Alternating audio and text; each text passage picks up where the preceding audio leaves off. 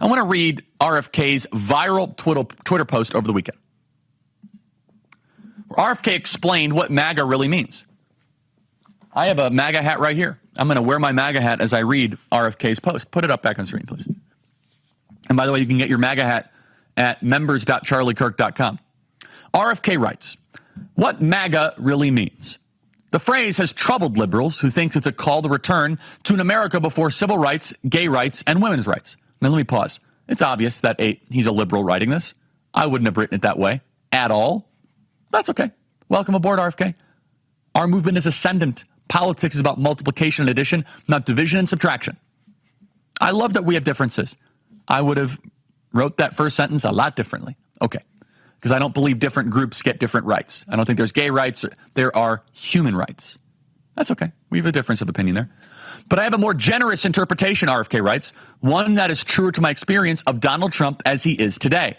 Make America Great Again recalls a nation brimming with vitality, with a can-do spirit, with hope and a belief in itself. It was an America that was beginning to confront its darker shadows, could acknowledge the injustice in its past and present, yet at the same time could celebrate its successes.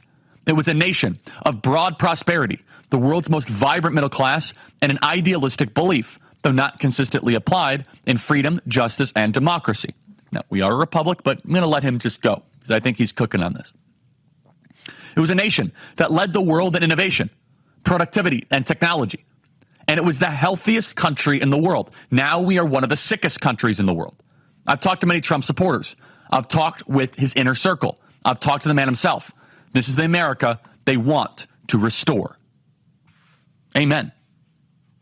That's exactly what RFK believes in. That's what we believe in, is a restoration of a great country, a restoration of the greatest nation ever to exist in the history of the world. At Turning Point Action, Turning Point USA, we have hosted President Donald Trump over 15 times in the last couple of years. We are no stranger to events, but on Friday, it was in a league of its own. Sometimes you are in the right place at the right time. And the Trump campaign reached out, said, hey, do you want to partner with this deal? You guys take the pre-program, help crowd build. I said, of course, absolutely. And in the days that were coming, we started to see some headlines that RFK was doing a press conference in Phoenix and President Trump was coming to Phoenix. And could it be possible that there was going to be a merging of forces? I was not read into any behind-the-scenes details. And credit to the Trump campaign, they played it like Cool Hand Luke. They played it close to the chest. They had a separate entrance for RFK to go through. No one even saw him enter. He was relegated off to the side. No one knew if it was actually going to happen until the moment that he took the stage. I had about a 20-minute heads up. That's about maybe a 20-minute heads up. What happened on Friday was a complete game change. A game change that outshined the DNC. This weekend, the media networks were not talking about how wonderful Chicago was, how Kamala Harris did this incredible speech. Instead, many of the headlines in the news networks were emphasizing and were talking about how RFK, a Kennedy, the namesake of Bobby Kennedy, has now endorsed Donald Trump for the presidency. Let's take a step back. Who is RFK? I have a lot of respect for RFK. I have for quite some time. RFK is the son of Bobby Kennedy. Remember, Bobby Kennedy is the brother of JFK. Bobby Kennedy was the attorney general under JFK. Bobby Kennedy ran for president after his brother was assassinated. He was also a senator from New York. Bobby Kennedy was shot in the back of a kitchen by Saran. So RFK, being the son of Bobby Kennedy, had both his father and his uncle shot in a political assassination way. RFK became a lawyer, and he is an environmentalist. Now, he's not one of those worship the earth environmentalists. In the past, he said some things that are a little bit cringe that I don't necessarily agree with, but he's someone that loves nature, loves God's creation. He loves the natural beauty. RFK became a lawyer trying to sue major corporations that he believed were polluting the environment. Okay. And that then got him into the space where he realized that there was a chronic childhood disease epidemic in this country. That autism used to be 1 in a couple thousand kids, and now it's 1 in 23 in the state of California. And in some ways, RFK was kind of put out to the fringes of American political discourse for about a decade. I didn't think he was on the fringes, but a lot of people consider him to be persona non grata and don't take him seriously. But during COVID, RFK saw a resurgence. He wrote the definitive book, which is The Truth About Anthony Fauci. And that book is wonderful. It exposes who Anthony Fauci is. It exposes the pharmaceutical industrial complex and the CDC, the FDA, how all these different forms of government, all these different aspects of our federal government work in tandem to support the corporate healthcare oligarchy.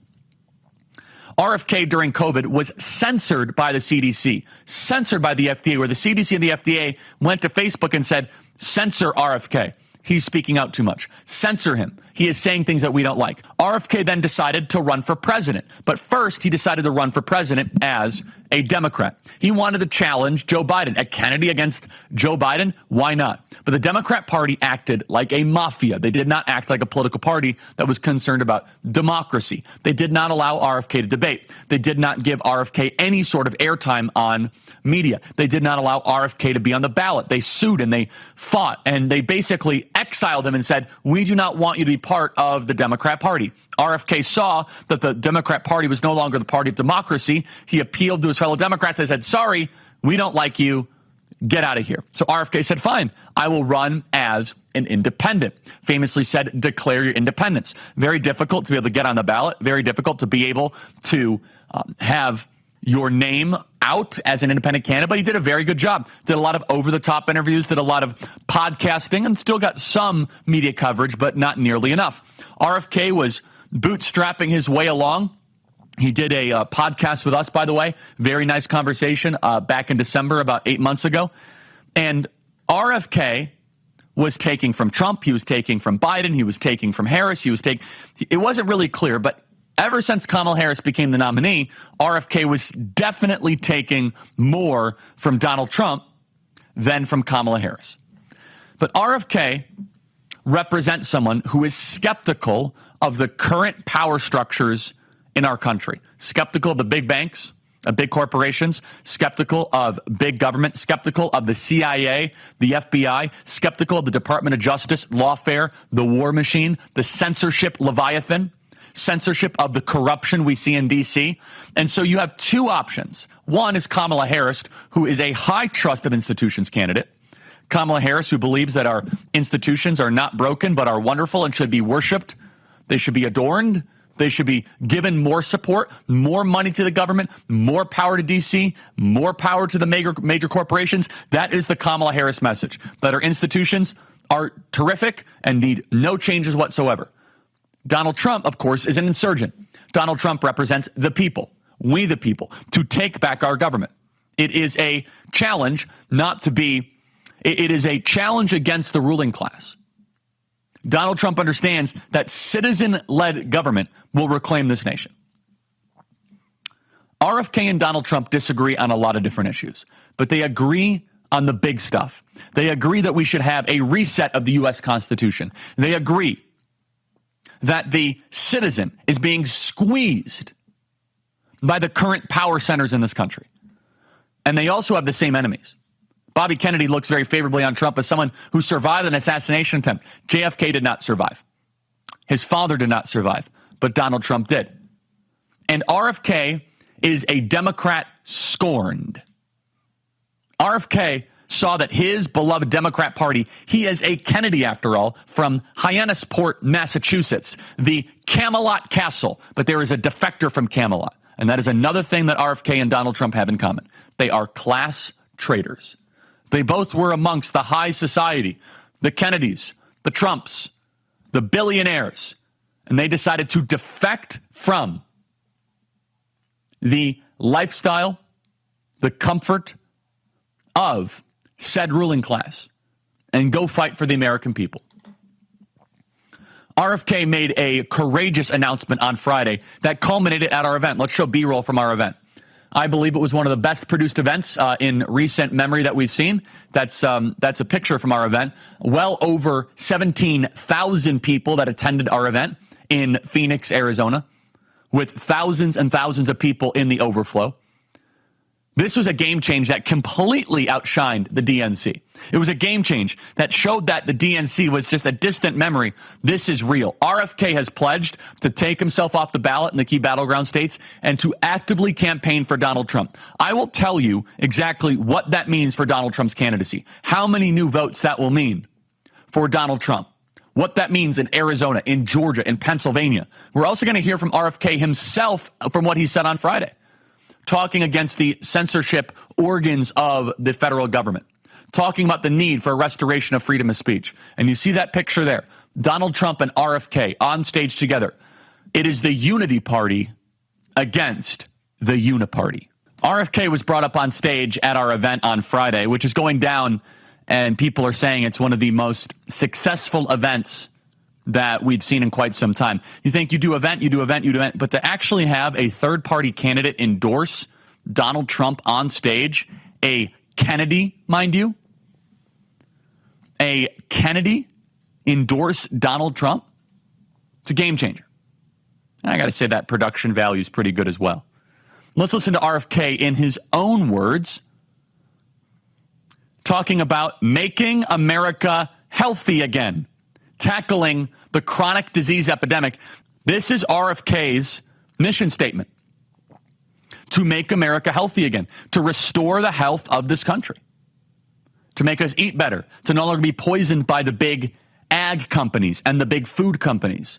Why is it that half